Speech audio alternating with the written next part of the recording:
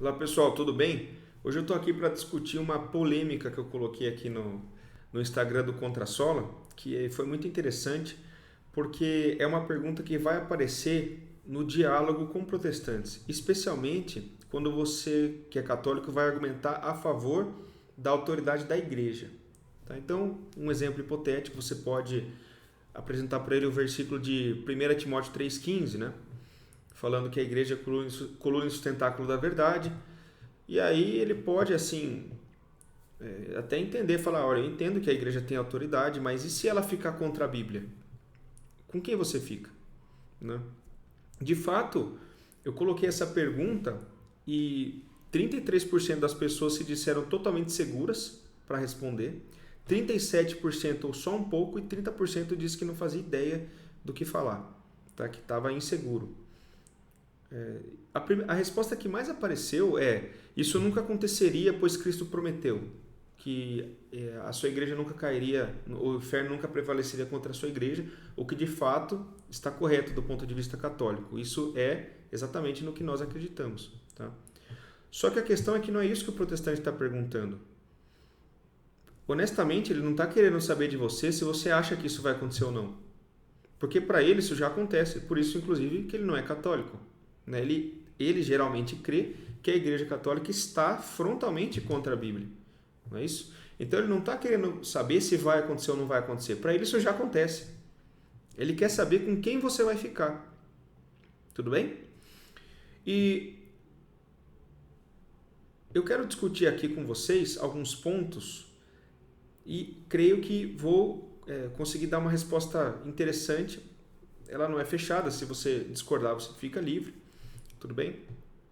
E pode comentar aqui embaixo, tá? Eu vou dar a resposta, depois eu explico por que eu penso dessa maneira, tá bom? Se a Igreja Católica ficasse contra a Bíblia, formalmente falando, de uma maneira séria, dogmática, foi lá, proclamou um dogma frontalmente contra a Bíblia, né, com todas as análises que isso teria que ter, se nós estamos interpretando a Bíblia certo, se estamos interpretando o que a Igreja falou certo, tá, mas assumindo que ela ficou de fato contra a Bíblia, eu mudaria de religião. Tudo bem? Como assim? Mudaria de religião. Tá? Vamos entender o que eu estou querendo dizer com isso. Esse raciocínio, ele utiliza a relação entre igreja e Bíblia. Tudo bem? Então vamos lá. A Bíblia diz que a igreja é o corpo de Cristo. Tudo bem? Esse corpo de Cristo, ele vai ser auxiliado pelo Espírito Santo e essa igreja foi fundada pelo próprio Cristo. Quando diz a passagem de Mateus 16, que ele vai fundar uma igreja, edificar uma igreja, certo? A Bíblia é a palavra de Deus, né, registrada por escrito, certo? E a tradição, inclusive, é a palavra de Deus não registrada nos textos bíblicos, muitas vezes em costumes, de forma oral, que está ali nas liturgias da igreja também. Então, essas três coisas partem da mesma fonte, que é o próprio Cristo. Portanto, elas nunca realmente poderiam se contradizer, certo? Para a mentalidade católica, se isso acontecesse mesmo, você teria um choque dentro do próprio Cristo. Porque o que acontece? Você teria um elemento que fala, que é a palavra dele, por exemplo, a Bíblia, e um outro elemento que é o corpo dele diretamente em choque com a palavra dele. Não é isso? Isso desprovaria o próprio Cristo em si. O próprio Jesus Cristo sairia questionado. Não é isso? Eu questionaria então se Cristo era realmente Deus. Ah, mas como assim? Isso é muito exagerado. Você não está interpretando. É mais provável, Túlio, que você esteja interpretando errado. Né? É mais provável que não, que nós temos que ficar com a Bíblia. Pensando aqui um protestante falando, né? Só que não é bem assim. Porque quem argumenta dessa maneira, ao meu ver, não meditou na relação entre igreja e Bíblia e como a Bíblia acabou sendo compilada, como ela acabou sendo formada. Tá? Então, primeiro eu vou colocar aqui o que a Igreja Católica não diz. Tudo bem? Para você que é protestante, já ir se acalmando aí, né? Porque eu não vou falar nada, creio que... Bom, A Igreja Católica não diz que ela é a responsável pela inspiração do texto. Tá? Então, eu tenho aqui a minha Bíblia, tudo bem? Se você perguntar para mim, quem é que inspirou os livros da Bíblia? Resposta, o Espírito Santo. Certo? Ele usou homens para que isso fosse escrito, mas a inspiração vem do Espírito Santo, que é Deus. Não vem da igreja, da instituição igreja. Tá? Ponto final, e é o que o catolicismo acredita. Só que acontece o seguinte, nós tivemos recentemente a pandemia do Covid, né? Então eu quero que vocês façam um raciocínio comigo, tá? Imagina que você tem diversos candidatos para fazer um diagnóstico de Covid. Então você tem lá várias pessoas que são pessoas possíveis, né? E assim como existiam vários livros bíblicos, certo? Só que nem todo mundo está com Covid, assim como nem todo livro é inspirado. Então você vai precisar de uma ferramenta para fazer uma seleção. Então você vai selecionar ali entre as pessoas quem é que tem o Covid, tudo bem? Para decidir, por exemplo, quem interna num hospital e quem vai para casa de alta. Aí você pega um teste qualquer, pode ser o swab do cotonete, por exemplo, né? Creio que o pessoal aqui já tenha feito isso durante a pandemia. E você faz lá um teste em 100 pessoas e conclui que 60 pessoas determinadas têm Covid e 40 não têm. Tá bom, você interna essas 40 pessoas e está ali. Recebe uma ligação do laboratório e diz assim, olha, esse teste que você usou, ele está corrompido. Ele não é um teste infalível. Ele é um teste que pode falhar. O que é que você faz com essas 60 pessoas? Você vai continuar acreditando que elas têm Covid com toda a certeza do mundo? Ou você vai se perguntar, será que tem gente aqui dentro do hospital que não devia estar aqui? Será que eu dei alta para a pessoa que não devia ter dado? O raciocínio é exatamente o mesmo. Por mais que a igreja não tenha gerado a inspiração do livro, ela foi o próprio termômetro, a própria peneira, que ajudou a selecionar quais livros entrariam na Bíblia. E se a sua peneira for uma peneira furada, o que vai acontecer? Você vai ter que questionar o próprio resultado, a própria seleção final. Né? Onde que eu quero chegar com isso? Se a igreja pode proclamar, pode fazer um erro crasso, assim, doutrinário, uma heresia a ponto de falar algo frontalmente contra a Bíblia, né? Quem garante que ela não errou em outros lugares, então? Inclusive na própria seleção da Bíblia. Né? Então até a Bíblia sairia questionada. Então essa relação, todas as vezes que você questiona a igreja frontalmente, isso reflete nas Escrituras, porque existe uma íntima relação entre a igreja e a Bíblia. Por mais que os protestantes tentem colocar a Bíblia como a norma normans, né? Ou seja, a norma que determina tudo, né? Ou norma normanda também pode-se falar. A norma que determina tudo que existe, a tradição, a igreja, tudo deve obedecer à Bíblia. Tá? Só que na hora que existe a seleção para discutir quais livros comporiam o cânon, a Bíblia é que acaba sendo a norma normata, ou seja, a norma determinada, e a tradição e a igreja foram a norma normanda. Tá? Então é por isso que o raciocínio de sola escritura ele não funciona. Eu queria trazer aqui para vocês também, não sei se ficou claro, né? Quanto a isso tem uma outra objeção. Tá? Alguém pode falar assim, mas tá bom, eu entendi, vai. A igreja, ela entendi a questão do termômetro, da triagem, tudo bem. Mas acontece, Túlio, que você não está entendendo. Tudo bem. É que não foi a igreja que selecionou os livros. Isso já era um consenso entre os cristãos. Tá? E a igreja ela só reconheceu isso. Muito bem.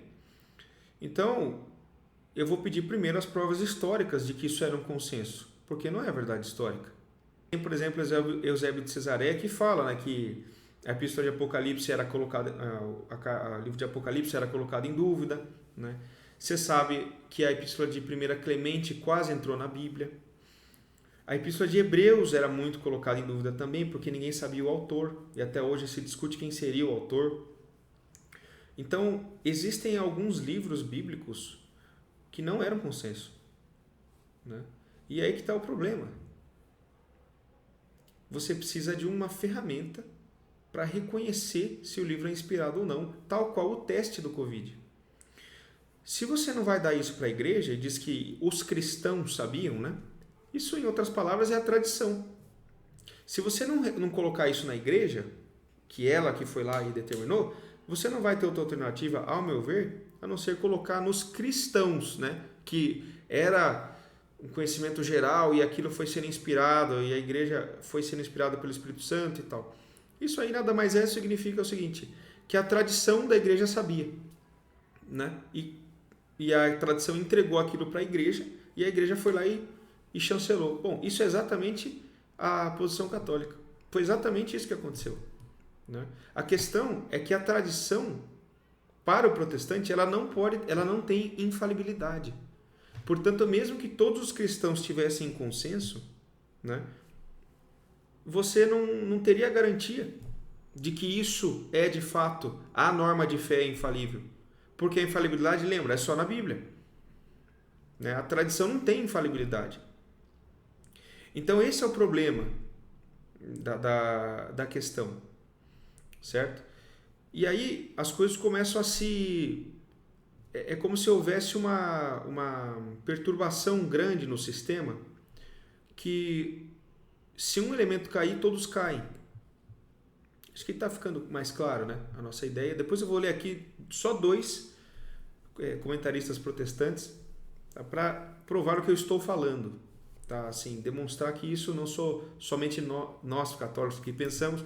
Existem protestantes que reconhecem isso, né? E de fato o assunto Bíblia e Igreja, né, é muito bem respondido pela epistemologia católica, enquanto que há 500 anos, ao meu ver, os protestantes não são capazes de dar uma resposta decente para que se explique como nós chegamos no cânon das Escrituras infalivelmente.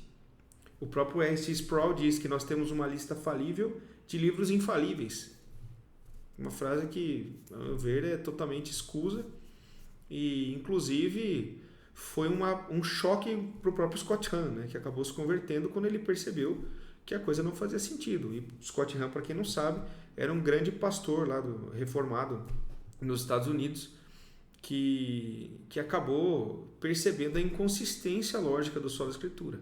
Tá? Mas, voltando aqui então, se a igreja não é infalível, eu não posso confiar na seleção da igreja, que é a Bíblia, né? Se a tradição não é infalível, eu não posso confiar que a igreja recebeu o consenso certo, vamos colocar assim, para que se escolhesse os livros. Porque de onde a igreja ia tirar a informação? Bom, não dá para ser do próprio livro, né? Como que a igreja sabia qual livro era o certo? Porque ela tinha tradição. Ela lia um livro e falava, isso aqui é Jesus Cristo mesmo, pode colocar no cânon. Mas de onde vinha essa informação? Porque a vida da igreja vivia isso, rezava isso nas missas, nos credos, nas liturgias. Então ela sabia selecionar. Quando algum livro tivesse frontalmente contra a tradição, ela falava, não, isso aqui está de fora, isso aqui é uma heresia. E aquilo seria descartado. Tudo bem? Agora eu vou ler as 2 passagens, né? Bom, e para então arrematar, né, e fechar o raciocínio, tá? O que aconteceria então? Se a igreja ficasse contra a Bíblia, eu perderia a confiança na igreja e na Bíblia. Porque para mim são 2 fontes que estão intrinsecamente ligadas por derivarem do próprio Cristo e que não poderiam se contradizer. Se isso acontecesse, para mim, tá, colocaria que o próprio Cristo não poderia ser Deus. Eu procuraria outra religião. Ponto final. Ou talvez até viraria um ateu, porque de fato, honestamente, eu não imagino, não creio num outro Deus, assim. Acho que o Jesus Cristo é de fato, se alguém é Deus, tem que ser ele, porque isso é para um outro vídeo que nós podemos argumentar, mas ele é realmente muito diferente. A melhor história é a história cristã, né? A única fé onde Deus vem buscar o homem é o cristianismo. Todas as outras é o homem que busca Deus. Depois nós podemos debater isso num segundo ponto. Mas eu queria ler para você num artigo 500 anos de sola escritura, um artigo protestante, tá? De um teólogo luterano, Dietrich Korsch. Tá?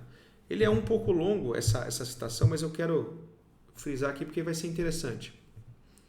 Tão cativante a fórmula sola escritura, o assim chamado princípio escriturístico sempre soe, tantos também são os problemas que essa fórmula traz consigo. Eu menciono apenas 3 deles. Ele vai mencionar 3 problemas do sola escritura. Primeiro, quais são os escritos que fazem parte da escritura sagrada? Essa é a pergunta pelo cânon e pelos livros que entraram em nossa Bíblia. Esse cânon, no entanto, formou-se apenas no transcorrer do tempo da Igreja Antiga. Será que a Igreja determinou a abrangência da Escritura Sagrada? Será que então ainda podemos dizer sola Escritura? E não responde. A dificuldade protestante com o tema do cânon. Isso eles falando entre eles, não está respondendo nenhum católico aqui não. Estão um artigo, vamos dizer assim, entre protestantes, tá? Segundo, o que caracteriza os livros da Bíblia Sagrada? Por qual razão eles fazem parte do cânon? A resposta clássica afirma que Deus deu a Escritura Sagrada aos autores, que eles foram inspirados pelo Espírito Santo. A partir de onde, no entanto, se pode saber disso? Há porventura outros testemunhos que o atestem para além dos que se encontram na Escritura? E indo além, coloca essa pergunta: se o Espírito Santo também não agiu posteriormente, de maneira que nem deveríamos nos limitar aos textos da Bíblia. Ou seja, o que ele está perguntando aqui? Por qual razão esse livro está aqui? Por qual razão esse livro está aqui? Porque não existe na Bíblia, né, um livro que ensine você a escolher o livro. Ou seja, para o livro entrar no cânon, ele deve ter tal característica, tal característica, tal característica. Qualquer argumento que você colocar seria um argumento extra-bíblico. Ele deve ser apostólico, ele deve falar verdades de fé. Tudo isso é extra-bíblico, isso não está aqui. Não tem um versículo que te ensine a montar o cânon. É isso que eu quero dizer. Tá? Portanto, essa informação tem que estar em algum lugar. E outra pergunta que ele faz é se o cânon é fechado. Né? Será que poderia entrar um outro livro aqui dentro? Nós católicos cremos que não. Mas por que nós cremos que não? Porque a igreja diz que não. E nós cremos que ela tem autoridade para falar isso. Agora, ele já aparentemente coloca uma dúvida. E por último, né? Terceiro, ele vai falar da tradição agora. Terceiro, quando nós lemos a Escritura Sagrada hoje, já se encontram séculos de leitura bíblica atrás de nós. Por isso, nós não conseguimos ter acesso direto, imediato à Bíblia. Já estamos sempre marcados pelas gerações antes de nós e sua compreensão bíblica. Ou seja, cada um... Já existem várias lentes, né? Para como se lê a Escritura. Portanto, a Bíblia não se deixa separar muito da tradição eclesiástica. Se quisermos interpretar a fórmula sola escritura como um princípio escriturístico protestante, então nos envolvemos em muitas dificuldades que no final são impossíveis de serem resolvidas. Isso aqui é vou deixar novamente, estou falando o link aqui embaixo, mas isso aqui é de uma honestidade tremenda do teólogo luterano. Aqui você percebe como realmente ele reconhece a fragilidade, né, da posição protestante em querer afirmar a Bíblia, negando ao mesmo tempo a igreja e a tradição, negando a infalibilidade da igreja e a tradição. Não estou dizendo que elas não têm autoridade no protestantismo, elas têm. O que elas não têm é infalibilidade. Tá? E aí que está o ponto. O melhor argumento, mais uma última, do James White. O melhor argumento apresentado pelo catolicismo romano contra o conceito do sola escritura baseia-se na asserção de que sem algum tipo de revelação extra-bíblica é impossível para nós conhecermos o cânon das escrituras. Essa frase é do James White, no livro The Roman Catholic Controversy, página 92. Tá? Pessoal, acho que ficou claro aqui ficou bem clara a discussão, né? Então, a minha resposta, para longe de dizer, isso não aconteceria, nunca a igreja ficaria contra a Bíblia. Sim, também creio nisso, tá? Também creio nisso. Mas se acontecesse, eu mudaria de religião. Eu perderia confiança tanto na igreja, quanto na Bíblia, quanto na tradição. Porque dentro da epistemologia católica, essas coisas não podem entrar em choque. E creio que você que é católico vai concordar comigo. Se você é protestante e discorda, então fica aí gentilmente apresentado as nossas objeções e como você faria para resolvê-las. Como você vai afirmar a infalibilidade dessa seleção, lembra lá os pacientes que foram selecionados, né, que nós pegamos uma característica aqui, eu coloquei o Covid porque era recente, né? Mas a seleção entre candidatos, entre livros candidatos, né? E como você vai defender essa seleção que ela foi infalivelmente correta, né? Ao mesmo tempo que você afirma que o teste, a ferramenta usada para selecionar é corrupta, é falível, é falsa. Fica aqui a pergunta para vocês. Deus abençoe vocês e até logo, meus amigos.